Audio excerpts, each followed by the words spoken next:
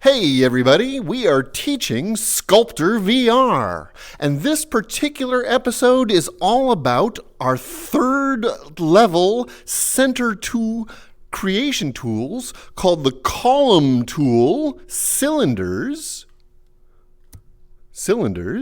and on the same one right next to it, tube. Just like a cylinder, but it's hollow.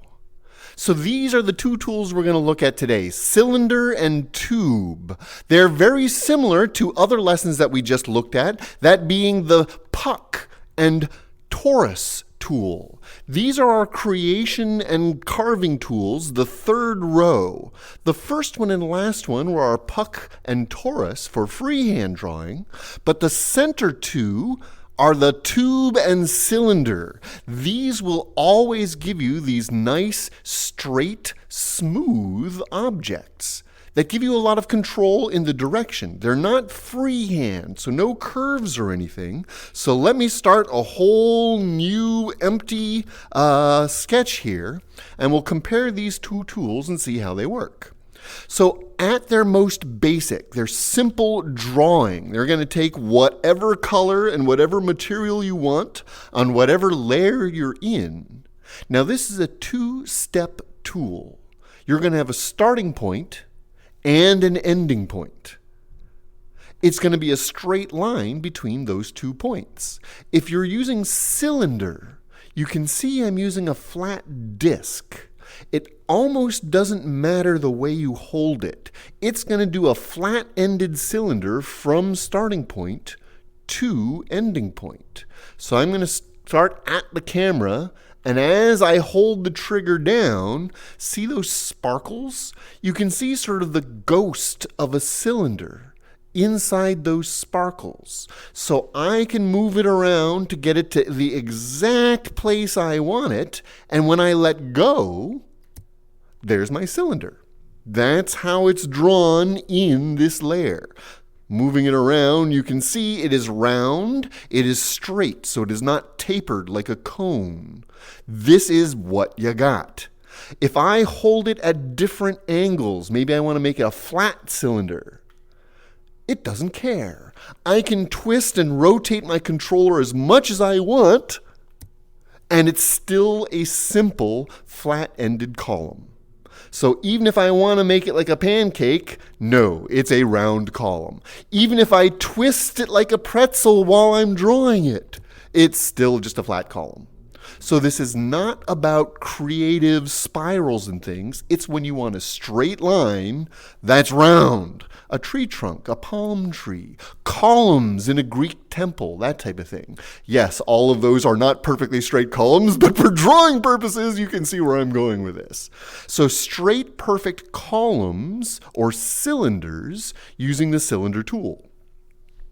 The hollow version, tube, you can see it's open-ended. If I draw it straight at you, you can see it's doing that sparkling ghost thing again. And when I let go, this time it's actually open. It's hollow. If I line it up, I can peek down the cylinder to show you that it's an open tube, not an enclosed cylinder. That's not angled right. There we go. And I look down and hi, everybody. So that's what we're getting at. Open tube, hollow cylinder. But they're the same thing. Even if I try to make it a flat, it's going to open it up to be open anyway. So your orientation is irrelevant. It's all about starting point to stopping point. So I can make a whole bunch of columns or tubes the same size and shape very quickly and easily. If you have your snapping enabled, that helps keep them perfectly in order, perfectly in line, perfectly spaced. If you're just freehand like I am, you can see there's going to be some slight variation. So the more perfect you want it, we've got those other tools built in to help, but these are how you create your shapes, either a full flat cylinder or an open-ended hollow tube. Whatever color and cord and material you're using, that's how it turns out. Likewise, if I'm going to go ahead, I'm going to make a standard big object here. If I go in with it set to carve, So I'm going to grab my column here, but instead of draw, I go to carve mode. Now you can see if I drag it through, it does indeed cut a hole straight through my object. So I'm carving these holes through using that tool. And you know they're going to be the same even uniform all the way through. You don't have to worry about keeping your arm perfectly straight. If I do this with the tube version, you can see how it sort of carves out columns out of the material here. And if we align it and look through it, you can see how it's these open carvings all the way through. No, we can't just go and hollow them out, but we might be able to, now that we've got that, we're going to go back to a regular shape, carve, and sort of clean up around them a little bit. Separate them out a little bit. Bringing out columns out of a natural shape, carving columns instead of building columns. So if I did want those to be solid, that's when we go for just a regular column, carve, holes being drilled Swiss cheese-like through my sculpture, through the piece itself.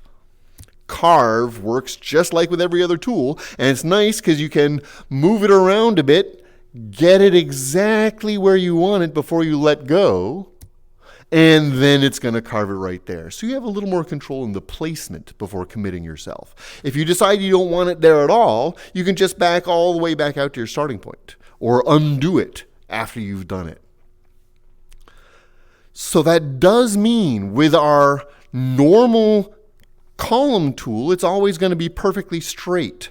What's nice is I can use that as a starting point if I wanted to make those spirals and things. So now I'll go for my carving torus. Let's make it a little bit bigger in relation to that. So now I spiral my way down, giving us those wonderful drill bit or DNA helix type of effects. Obviously, I'll want a little steadier hand. Let's shave off some of those extra bits here so you can see the torus itself. You can see how it makes that lovely spiral. I was just not very steady. But I can start with a column and then use the other tools to carve into it, make it exactly the way we want. Maybe I'll make a tiki statue or a Native American totem pole type of thing. Start with a cylinder and now carve into that cylinder to make the piece that I'm trying to create. Have fun with it. That's what these tools are all about. Play with your layers, play with your sizing. As usual, you can change the size of the tools themselves, bigger or smaller, depending on which way you're trying to go.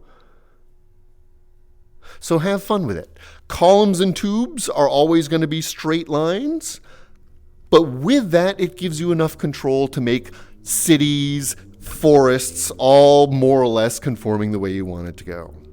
Let me know if you have questions about how these tools work, or if you'd like to see demonstrations or lessons using them for particular effects.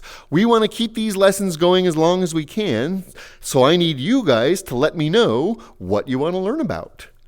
Go ahead and let us know in the comments sections, or you can go ahead and subscribe to the channel so you're informed whenever we got new lessons coming out. We try to do these things every week, so go ahead and let us know what you think.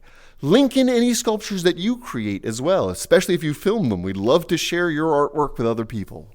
So have fun, everybody. Enjoy SculptrVR.